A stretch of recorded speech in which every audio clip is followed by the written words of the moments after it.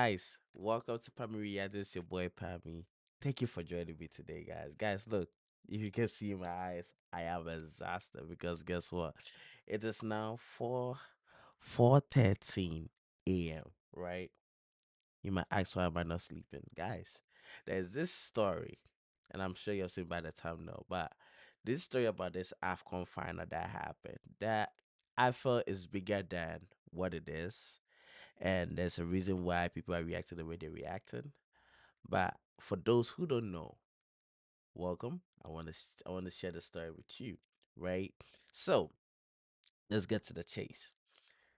Yesterday was Africa Cup of Nations final, Morocco versus Senegal.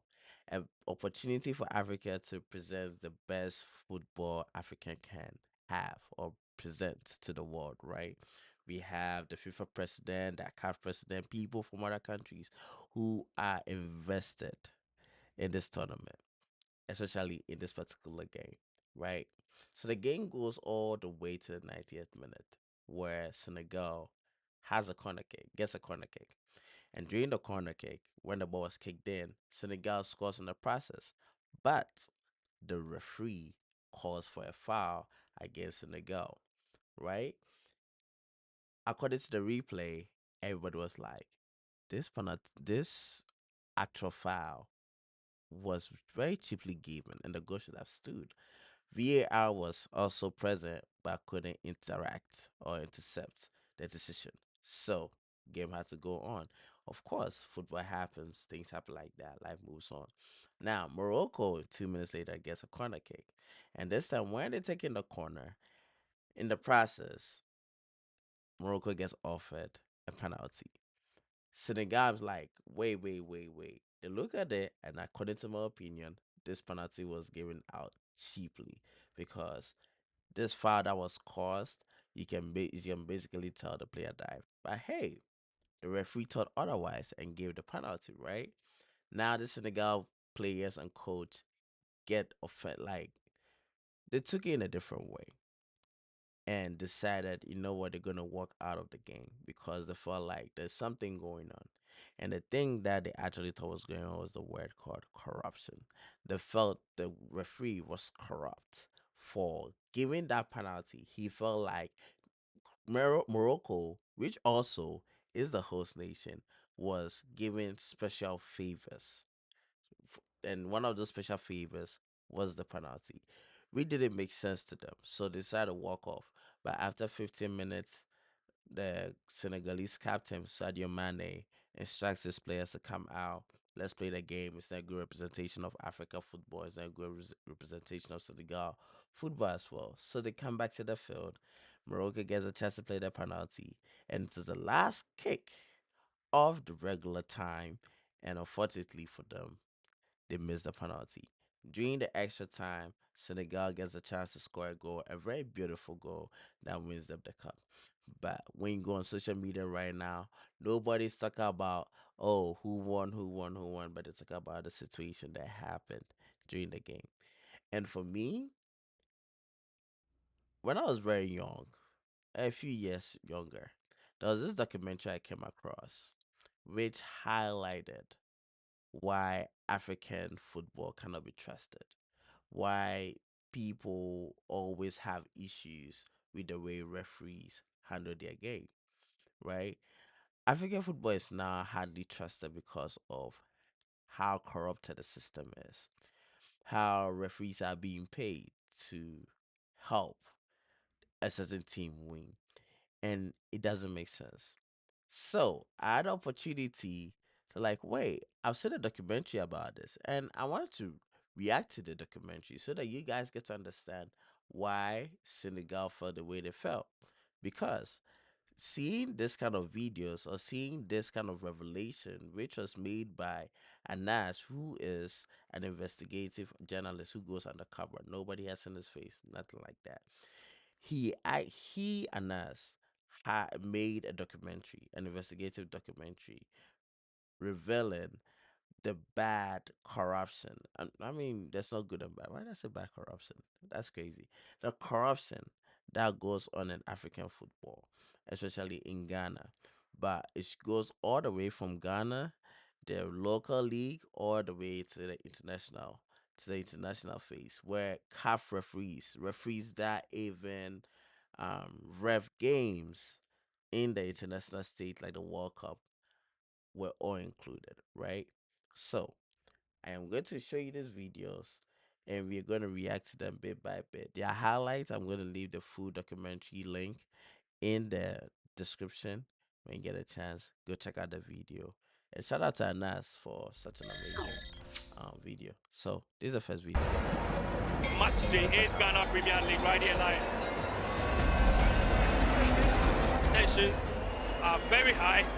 Kumasi and Kotoko and Accra to full game. Kotoko and Hearts of Oak are the two biggest clubs in Ghana and in African football circles, and so meeting between the two sides is obviously the biggest game in Ghanaian football calendar. Face to face. Hearts of Oak still want to be main champions. We are 100% better than Kotoko. House of Folk is not a club, it's a religion. Playing against Hearts of Folk, we dare not lose. We are the Porcupine Warriors.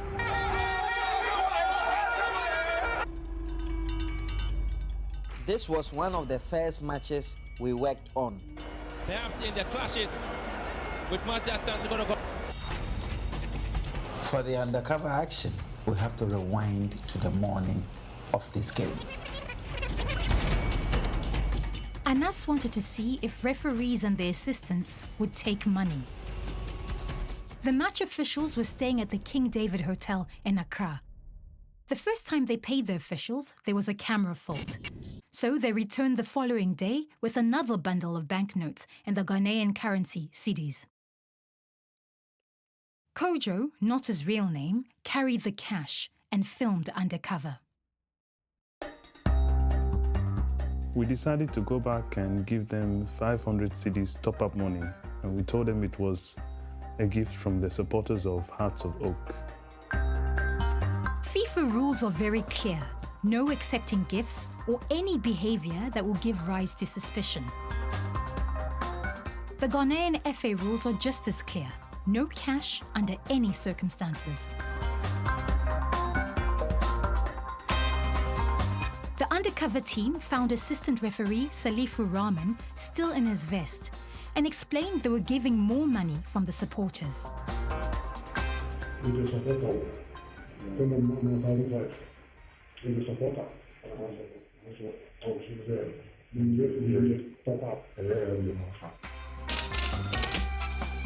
Rahman took the 500 cedis, which are around 5 to the dollar, and explained how he and the referee could help.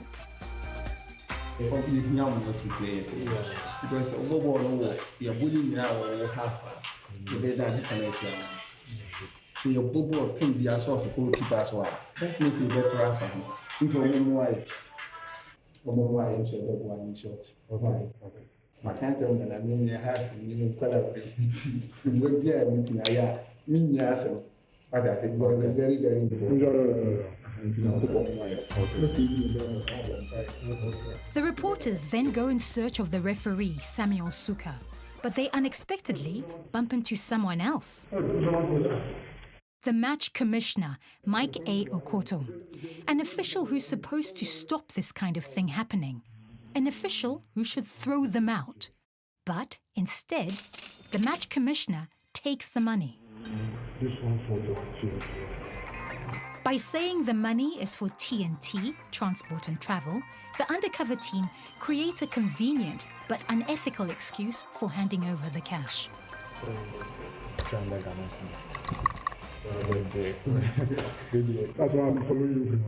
very fascinating. Mr. Okoto later admitted to the BBC that he had taken the money but considered it was for T&T expenses, adding the cash had not influenced the way he did his job.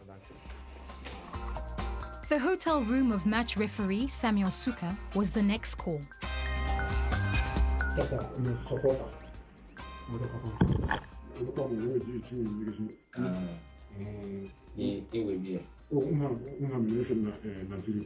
Suka appears distracted by his phone, but eventually takes the money.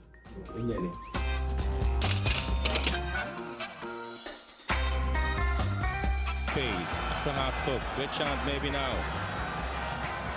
Has been brought down. In the closing minutes of the match, referee Suka awards a penalty for handball to Hearts. And again, it's a penalty. Ahmed Adams, Samuel Suka, whistles for a penalty. You call this a penalty. Hitting someone's back and then you call this a penalty. It's a clear penalty. I'm telling you, Suka should go to heaven for awarding House of Folk this penalty. It's a clear penalty. Well, It's the crazy. argument would be, was it a penalty or otherwise? No, I don't think it was a penalty. It's not a penalty. Guys, so you can see clearly in this situation. And also, I want you guys to actually acknowledge the time at which this penalty happened. It happened during the around the 80th minute. I don't know. I don't want to mess it up, but around Not a the penalty. 80th Even the minute commentator Said. commented of about this that. match. That's when it 1-0 happened. to Hearts. And they It always was such give a around this controversial time. victory. Ghana's FA were called in. Samuel Suka was suspended. During the 83rd The match minute, review yeah, here we committee go. studied the footage and decided the penalty was good. And he scores! Hats of Folk in the lead here. Brilliant penalty taken there by Vincent Atenga. The time the goal came was very crucial, but disappointed indeed. 2 months after the match, Anas's team came across Samuel Suka again. His suspension was over and he was working at another game. Suka was complaining because he thought Hearts should have supported him during his suspension.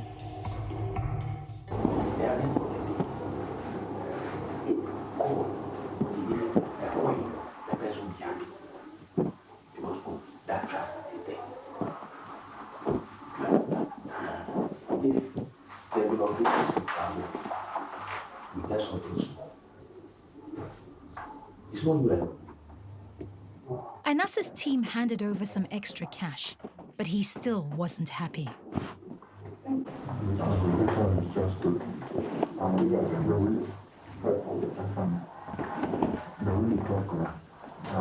So guys,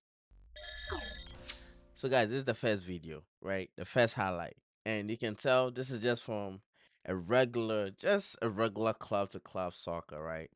This has to only deal with the African fan base because different African countries don't basically watch other African games unless it's at like the African Champions League or the Confederations Cup or it's international, right? So in such a situation like this, it starts from here. And some of these referees actually start from games like this, big games like this, and end up going internationally, right? So imagine if he is corrupted from the very beginning and how he gets there. And you can even how that penalty happened, right? But anyway, let's go to the next one. The next one, oh, come on. African Champions I'm League going is the to league. pause this real quick. Here we go. Okay. So, this is the second one. At the Brasileiro second Sports Stadium. Wherever you find yourself in Ghana, welcome. It's the MTN FA Cup competition. The FA Cup is the second most prestigious trophy in Ghana. And once you win it, automatically you qualify for the African Confederations Cup. The referee for this match was Reginald Lathbridge, one of the most qualified refs in the country and a FIFA official. You expect that once somebody gets to the FIFA level, the person has attained the height that it becomes impossible to influence. The night before the big game, Anas's undercover team met up with Lathbridge and his officials in their hotel. When we got to the hotel, it's actually quite a big hotel. I had never been there before, so I was worried. There was a lot of hide and seek. Anas's team say they want Hearts of Oak to win and tell the officials they will be carrying cash.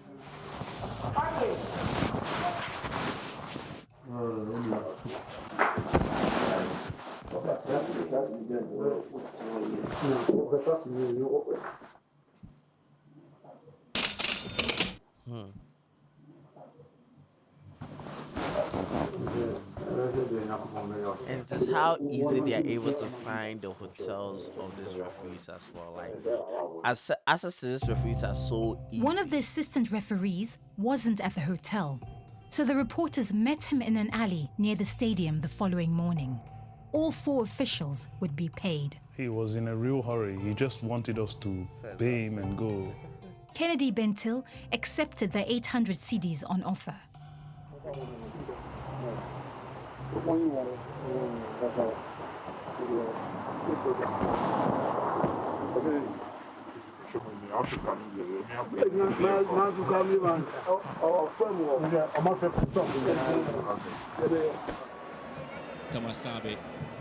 Hearts beat Wa All-Stars 2-1. And the Wa fans weren't happy. Ghana is a football nation, but how is our referees doing? Significantly very poor. For Wa All-Stars to be kicked away in this manner is very painful. Some refs did well out of the investigation. 20 of them took money on more than one occasion. And Lathbridge was one of them. Here he is accepting money before another game.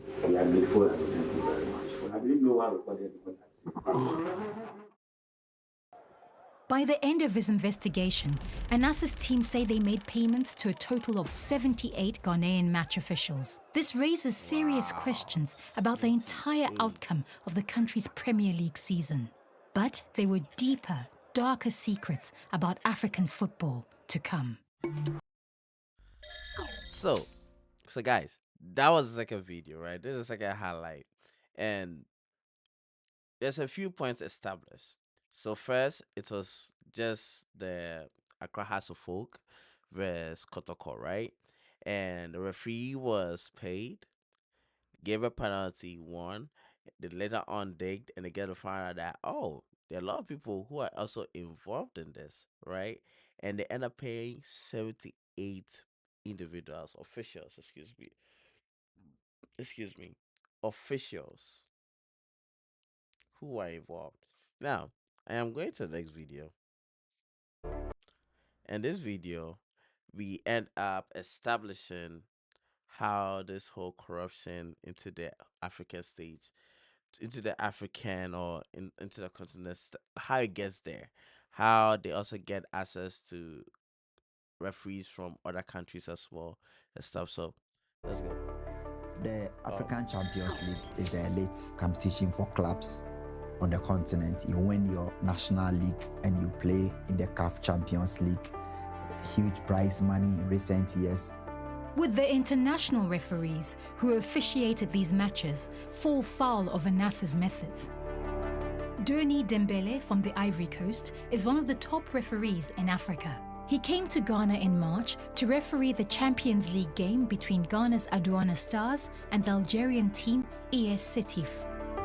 The night before the match, the reporters arranged to meet Dembele at his hotel, posing as supporters of the home team.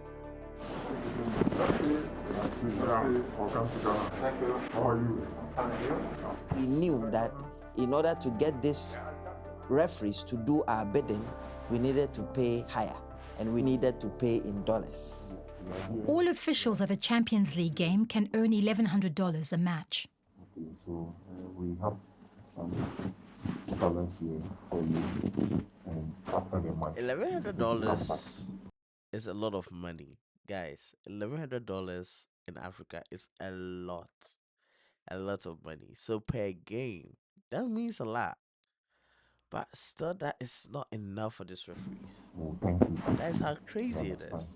So if you help us and we are able to raise the camp, it will do you fine.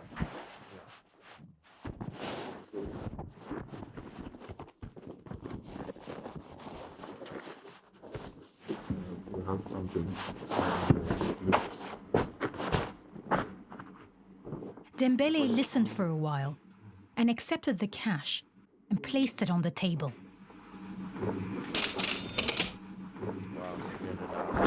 This parcel is just to welcome us. Okay. Welcome to our country. Okay. We are together. Okay. We rely on you to play and to officiate. Okay. God will help all of us.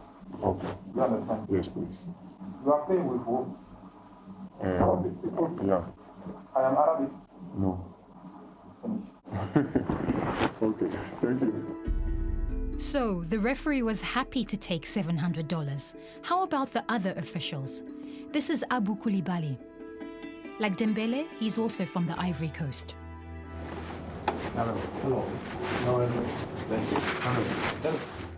We have to make you feel welcome, okay? So we have something small in our hands that we want to give you so that for souvenir.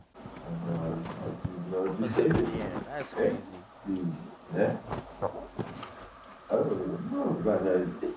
At first, he was hesitant, till he knew the referee was okay.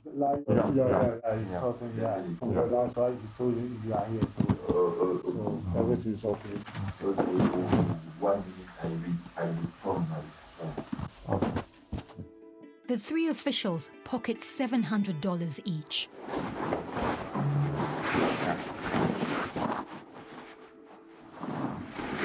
With the $700 already paid to the referee, Anas's layout on the game totaled $2,800.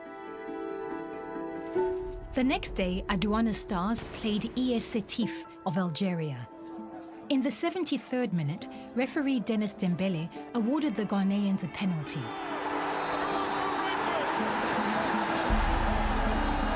That gave Aduana Stars a narrow victory. The Algerian champions were so upset that their official Facebook page claimed the referee had awarded an imaginary penalty. So it was not surprising that on social media they were complaining. B. Valère Gourou told the BBC that he didn't wish to discuss the allegations. It was up to his bosses. So, guys, another one again. You see, so we're now moving from the local football, the local clubs, to international club competitions, which is the African Cup of I beg my pardon, African Champions League, right? So this has elevated to a different place, and this one, the country, the referees are not from Ghana; they are from Ivory Coast. So it can be like just a Ghana thing, but it also elevates to a different level. Now we're going to get to the next video. And this video, they show this man basically elaborates and actually confirms that it's not only Ghana that does this. He is not from Ghana, so he is highlighting that it's not only Ghana that does this, that other African countries also do this as well. It's not a matter of bribery or the way I think it, trying to bribe me or try to bribe me. It's not that, but what is important there is the relationship. Something else was happening while Jallo was speaking. There in the background, yet another ref was being lined up, led in by the hand by Charles Douna. Jallo told the BBC he had never been given money to fix a match. He denied wrongdoing. As the clock ticked down to one of the big matches involving Ghana, the reporters entered the sanctity of the ref's changing room. The man who took them there, Charles Douna.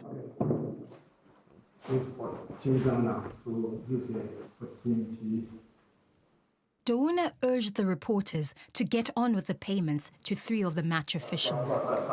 And just to give you some background for this one too as well. This is for an event, an African continental event, right? That involves other countries. And Anas is representing Team Ghana and he's paying these referees money so that they can favor Ghana each and every time they referee Ghana. That's one by one, they took the cash on offer.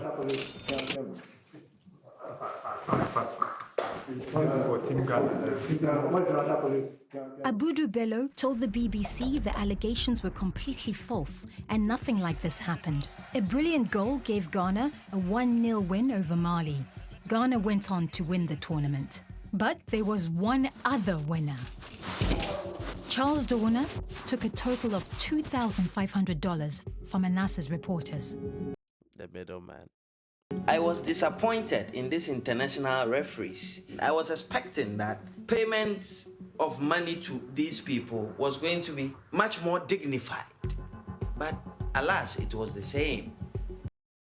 So let's get to the next video.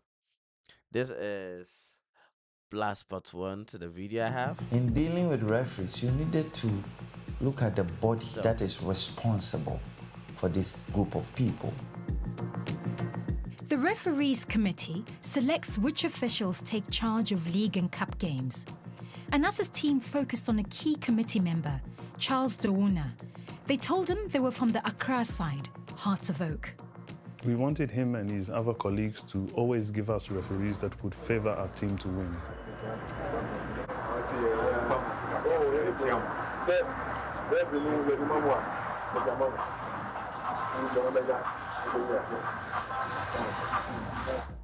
Then Doona is on the phone.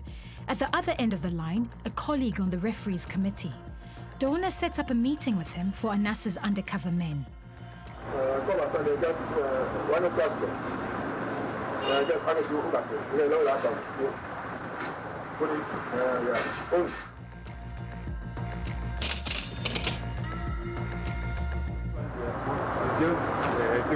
We are doing more preparation.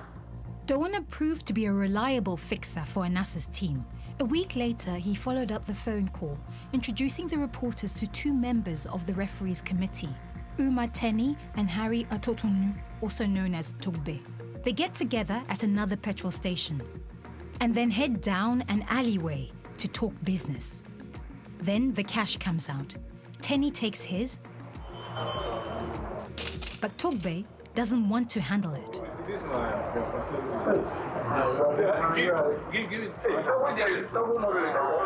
Like, nah, let my brother hold it for me. I'll come pick it up from him. That's It's crazy. again a demonstration of the total breakdown of the system. That one person takes money and invites his other members of the committee to also come and take theirs. So there's no level Mr. of Tenney like, later there's told the no level of BBC our responsibility. interpretation of events was Everybody's misleading in the game. and he had done nothing wrong. Anas moved on to an even more influential figure, Joseph Wellington, one of the top figures in West African football. He's FIFA's referees instructor for the whole of West Africa, responsible for the training of referees in 16 countries. Clearly, referee Wellington is a big fish. They are vigilant and they have everything at stake. Anas says Wellington wanted to send a middleman, but the undercover team insisted on a face-to-face meeting. They say they told him they were representing the Hearts of Oak Club and wanted his help getting the right referees for their matches. At first, Wellington would only allow one man to approach him since they knew each other. But the cameraman, Kojo, was carrying the cash. Eventually, he was waved over.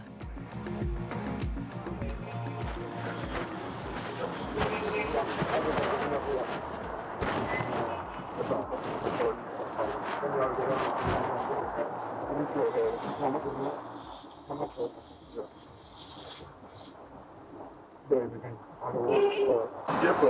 problem. Okay.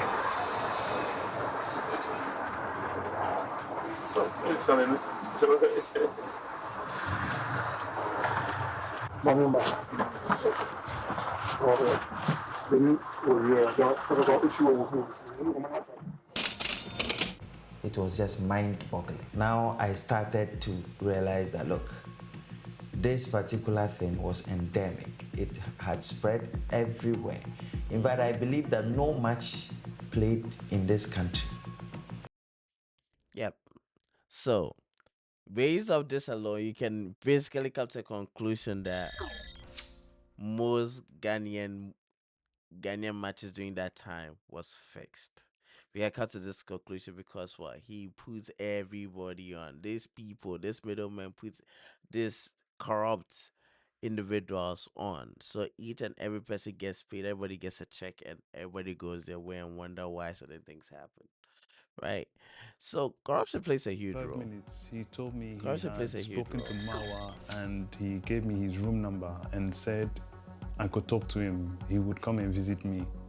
I was really. So Mawa is also an international referee who was currently in Morocco during the time of recording for an event for a game, and Anas and his team had flew to Morocco to find the referees so that they can pay them so that they can favor Ghana in this I was situation. really surprised because if the junior referees decide to tell me the rules, then he should know better. Yeah, sit down, sit down. Thank you. Yeah, nice to meet you. Nice to meet you. Yeah, yeah, from Kenya. Kenya, yes. Now, football, everything about football is friendship. So we want to make friendship with everybody. So that if we meet you one day in Africa, Champions League, then you two say, oh, you are my brother. I know you from Kenya.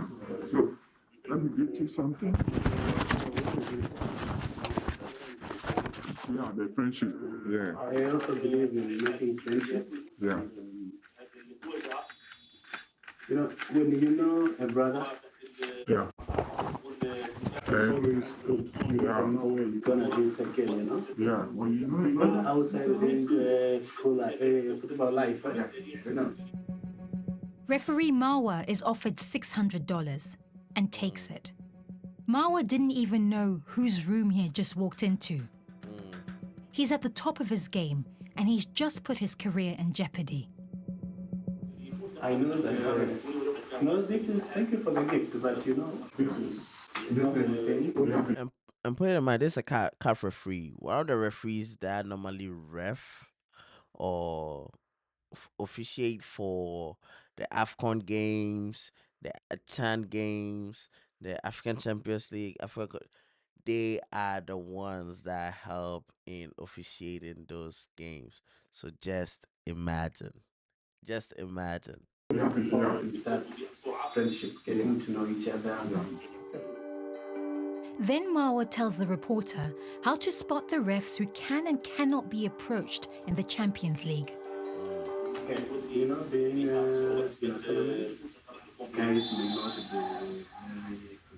because majority of them are junior referees. So like they want to make a name for themselves. But don't you worry.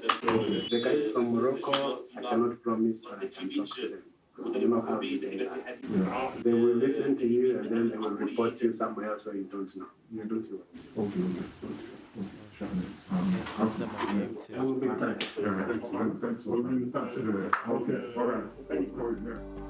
Since the revelations in this film, FIFA says Marwa has resigned from the World Cup refereeing team. So basically he was also part of the World Cup team. Guys, I wanted to show more, but I hope you guys are getting the drift. That this corruption is not even just from that particular event, it starts from below.